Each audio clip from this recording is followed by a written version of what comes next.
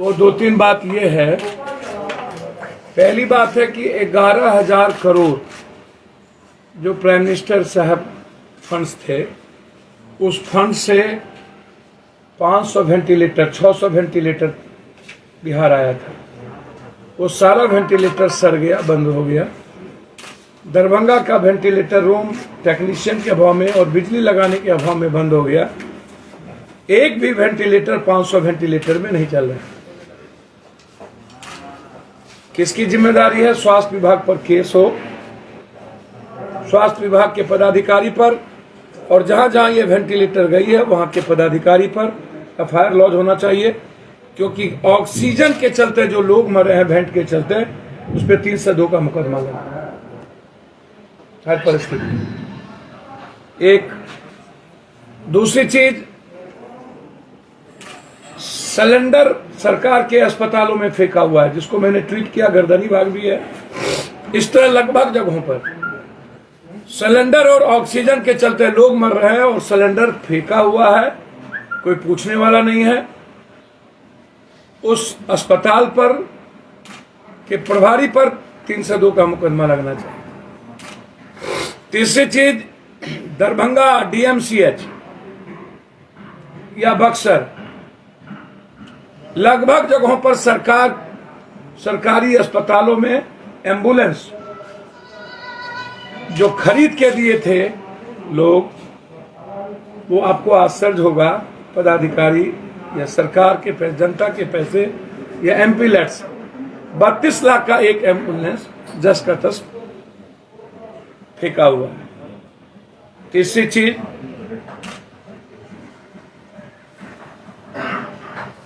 अभी तक अब स्थिति यह है कि पटना के नर्सिंग होम हॉस्पिटल लगभग जगहों पर मारपीट कर रही है। आज भी प्राइवेट नर्सिंग होम अटेंडेंट को मारा। ईश्वर दयाल में हमने दोनों बात डीएम साहब को भेज दिया है। ईश्वर दयाल के डॉक्टर्स का भगना है राहुल, उसने रात में राजीव नाम के पेशेंट को जबरदस्ती आईसीयू रूम में धमका करके बाहर कर रहा था। पत्रकार नगर के थाने को मैंने फोन किया, वहां पर उनको भेजा। डीएम साहब को मैंने ट्वीट किया। लगभग जगहों पर अब स्थिति यह है कि धमका करके पैसे लिए जा रहे हैं और थाना कोऑपरेट कर रहा है। मैंने जब बाईपास के थाना प्रभारी को फोन लगा के भेजा, अभी वो लड़का है हुआ जिसको बड़ी मार मारा, उसकी मां वहां एडमिट है, यहां के बाद मैं वहीं जा रहा हूं। बहुत मार मारा, ये स्थिति है। वो पीएमसीएच, मैंने बातचीत की उसके मां को ले जाने के लिए, बोला तुमको पीएमसीएच नहीं ले जाने देंगे। पीएमसीएच ने कहा लेके आइए। गरीब लड़का है, हालात अच्छे नहीं है। चौथी चीज, पांचवी चीज, सरकार के पदाधिकारी रेमडेसिविर को बेच रही है। लगभग बड़े अस्पतालों में 78-90 रेमडेसिविर भेजा जा रहा है। अंतिम चीज जो सबसे क्लियर है वह है एनएमसीएच और पीएमसीएच। डॉक्टर्स के केयरिंग नहीं होने के चलते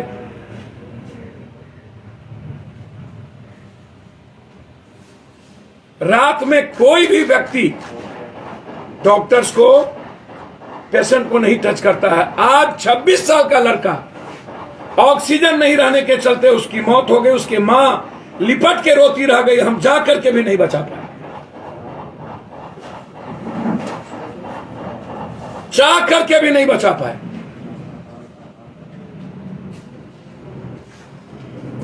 सातवीं चीज,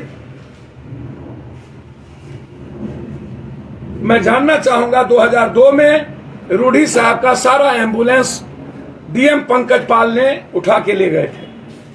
क्योंकि रूढ़ी साहब के एम्बुलेंस के बारे में पाल साहब ने साफ लिखा है, आज अखबारों में कई सोशल मीडिया पर लिखित क्लियर है कि उन्होंने कहा था कि एम्बुलेंस निजी कामों में लगाए जाते हैं और ये अथॉरिटी नहीं है, इसलिए उन्होंने लगा ली। अंत में राबड़ी देवी जी से मिलकर के 7 दिनों के बाद पंकज पाल डीएम का ट्रांसफर रूडी जी ने करवा दिया। हम उसकी भी जांच चाहते हैं कि क्या सांठगांठ थी। 7 दिनों के अंदर पंकज पाल का क्यों हुआ ट्रांसफर? नवमी चीज, जो सरकारी पैसे से खरीदे गए एम्बुलेंस, उसमें ऑक्सीजन था लगा हुआ, जीपीएस था, सारी चीजें भेज दी गई। उनके लोगों ने एक भी ऑक्सीजन नहीं है, जांच करा लीजिए आप, एक भी ऑक्सीजन, एक भी ऑक्सीजन। और जब से नीतीश कुमार जी की शराबबंदी हुई है, एम्बुलेंस से शराब ढोए जा रहे हैं, गांव गांव शराब पहुंचे जा रहे हैं, गांव गांव गांव गांव। जो बालू का ढोया हुआ है वो उनके घर के आगे का है, जांच कर लीजिए, इनका रोड जांच कर लीजिए, घर को जाके देख लीजिए। हम देश के सारे पत्रकारों और वर्तमान जज से इंक्वायरी की मांग करते हैं।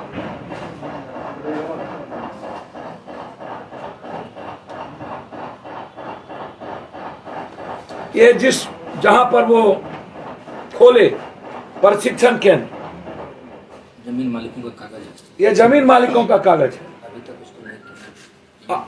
अभी तक उसको पेमेंट नहीं किया गया।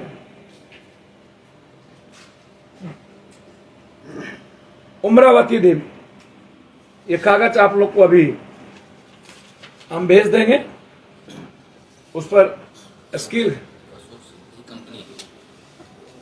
ये कंपनी है,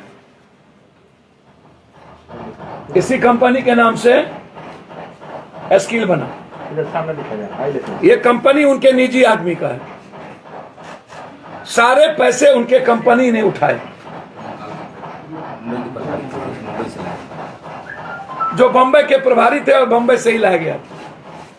ये है अशोक सिंह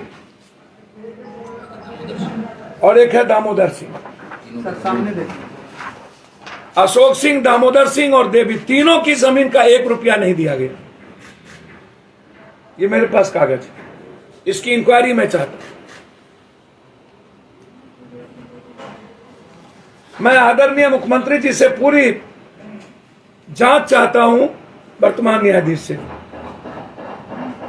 मैं आदरणीय मुख्यमंत्री जी से जांच चाहता हूं कि पंकज पाल डीएम 2002 के बाद जब एम्बुलेंस ले लिए तो फिर रूढ़ी जी के पास एम्बुलेंस कैसे गया?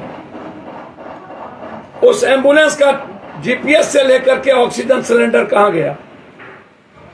और इतने दिन ड्राइवर को किसने तनख्वाह दी? और बालू भरने वाला वो जगह रूढ़ी जी के घर के आगे का है, वो जांच अभी करिए और एफआईआर लॉन्च करिए। पप्पू यादव जब गए थे, मेरे साथ मनीष वहां थे, मेरे साथ पत्रकार वहां थे। जिन लड़कों ने केस किया है, मैं मांग करता हूं वो लड़का वहां पर कि आप अविलंब आईजी हेडक्वार्टर से जांच करा लें। वो लड़का वहां नहीं था, उसका मोबाइल कहां था, वो लड़का कहां था, और सीसीटीवी कैमरा में वो लड़का नहीं था। यदि गाड़ी तोड़फोड़ हुई तो उसी दिन केस क्यों नहीं हुआ? 24 घंटे के बाद केस क्यों हुआ? क्योंकि रात में उनको तोड़ना था गाड़ी शीशा। यदि उसके हाथ में चोट लगे तो 24 घंटे के बाद उन्होंने बैंडेज क्यों चढ़ाया, जब वो वहां था ही नहीं उनको, और उससे केस करवाया गया? तो मैं इंक्वायरी की मांग करता हूं। यदि एक भी वर्कर गाड़ी को टच किया हो और किसी से तुम भी हुआ हो तो मैं राजनीति से संन्यास ले लूंगा, अन्यथा रूढ़ी जी आप राजनीति से संन्यास लें। और मैं चैलेंज करता हूं, या तो इसकी जांच सीबीआई से हो, या वर्तमान न्यायाधीश से हो, या आईजी हेडक्वार्टर से नीतीश कुमार जी करें। मैं मांग करता हूं, बहुत क्लियर है। अब आप इनको कैसे धमकी मिल रहा है ये सुनिए। उनके पीए कौन है, निकालिए। पीए नहीं, उनके जो खास लोग सब हैं, तो वो लोग पहले तो हम लोग जब गए वहाँ पे तो हम लोग ऑडियो सुनाए। पहले ऑडियो सुन ली। ऑडियो है। जी जी, आवाज बढ़ाओ। आप सामने एक बात जान लो, ये फोटो जितना पिटाए वाला काम चलेला ना, कोई घर में कुछ है, उनका औकात बा।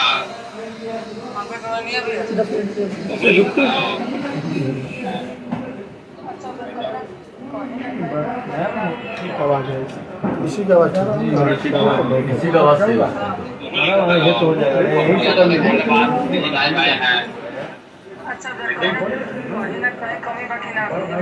पूरा उनका गाड़ियों देती खूब। ये मतलब चलो कि उनका नाम मिला, उनका नाम पीछे छपरा के मधेपुरा में गाड़ी होता है, मधेपुरा में बड़ा कुछ चलता है, एम्बुलेंस नंबर पर मौत में यारों दोनों रहे सांसद, कोई को भी लेना क्षेत्र में वो देव गाली कहाँ पर? अच्छा वो पप्पू यादव का धन्यवाद, जी लाइव आए हैं। अच्छा कहीं ना कहीं कमी बाकी ना हो, ये बताइए।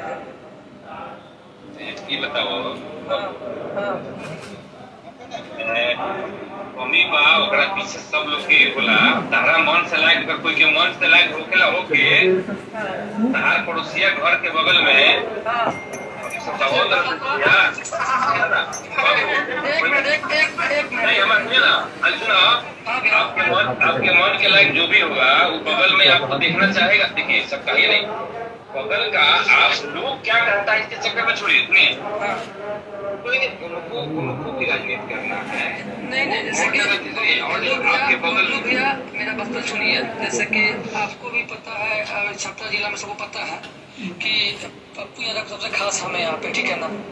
और आपको हम हमेशा फोन करते हैं, आप परसों काम था आपको फोन किए कि नहीं, उम्मीद था तो मैं किए, जब लोग कि नहीं करेंगे नहीं पप्पू यादव के खास पर की बात हम जानने की, तो पप्पू यादव के खास पर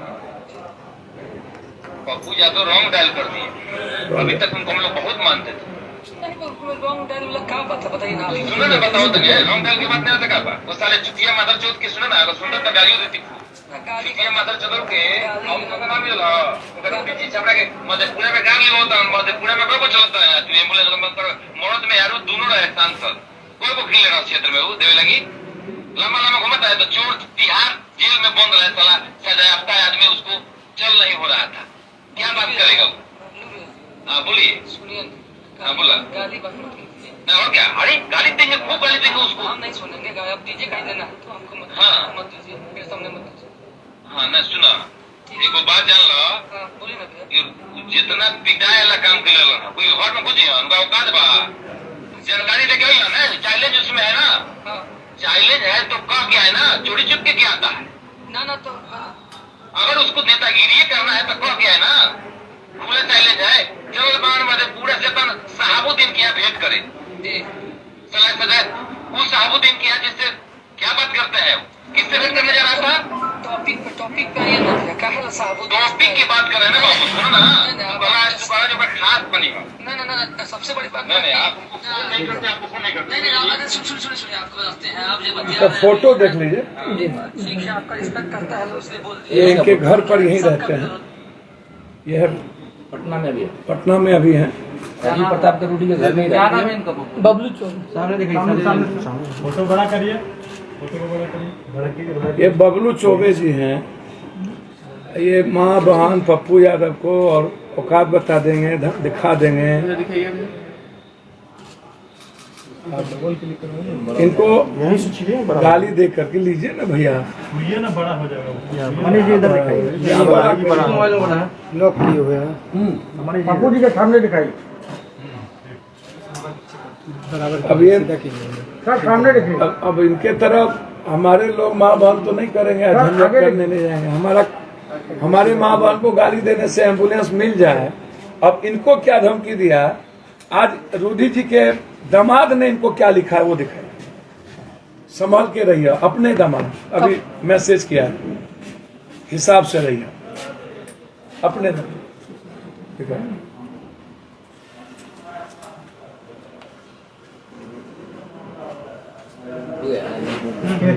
ख्याल रखिएगा, पप्पू जी की तरफ ख्याल रखिएगा। ये है, इसमें ख्याल रखिएगा अपना, रूडी जी के जो अभी शादी हुई है दामाद में, सर एक जगह रखिएगा। क्या नाम है उनका दमा? अभिमन्यु त्यागी।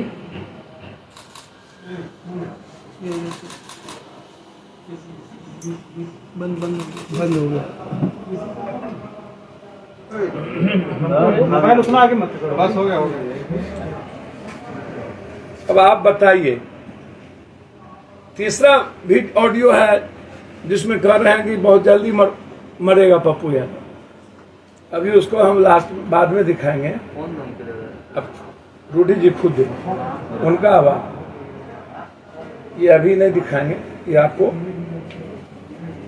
कल या परसों आपको सुनाएंगे। वो एफआईआर करेंगे क्या जी? इस मामले में एफआईआर करेंगे वो? आप एफआईआर करिए। इनको लगातार, हमको क्या जरूरत है FIR करेंगे। नहीं, ये करेंगे, काम करेंगे। ये करेंगे। अब इनको धमकी मिल रहा है मारने का, बेचारा उनके घर के बगल, ये उनका घर कहाँ घर है? मेरा पुरानी पट्टी घर गाँव में, उनका घर कैसे दोनों का दीवार सटा हुआ है। बगल में। दोनों का दीवार सटा हुआ। बताइए। दोनों आदमी का घर, इनका घर बाएं साइड में, इनका दाएं साइड में, बस एक रोड जो गांवी रोड होता है उसका अंतर है। और इतनी धमकी मिल रही है कि कभी भी इनकी जान का खतरा है। हम लोग तो बस एम्बुलेंस दिखाने गए थे, वहाँ पे कुछ नहीं हुआ है। हम लोग गए हैं, पत्रकार जो भी गए हैं, पत्रकार 3-4 पत्रकार थे, मनोज सिंह, पंकज मिश्रा और कुलदीप महासेठ, जो कि लोकल पत्रकार है वहाँ के। उन लोगों से आप पूछ लीजिए या फिर वहाँ के ग्रामीण लोग से पूछ लीजिए, आपकी कुछ भी हम लोग एक शब्द कुछ बोले हों, वहाँ के लोग उल्टे से बोल रहे थे। हम लोग बोले कि भैया हम लोग देख के चले जाएंगे। हम लोग देखे हैं, तुरंत निकले हैं भैया। एक दिन उसके बाद 24 घंटे बाद वो लोग केस किए हैं। 24 घंटे के बाद केस 24 घंटे के बाद होगा।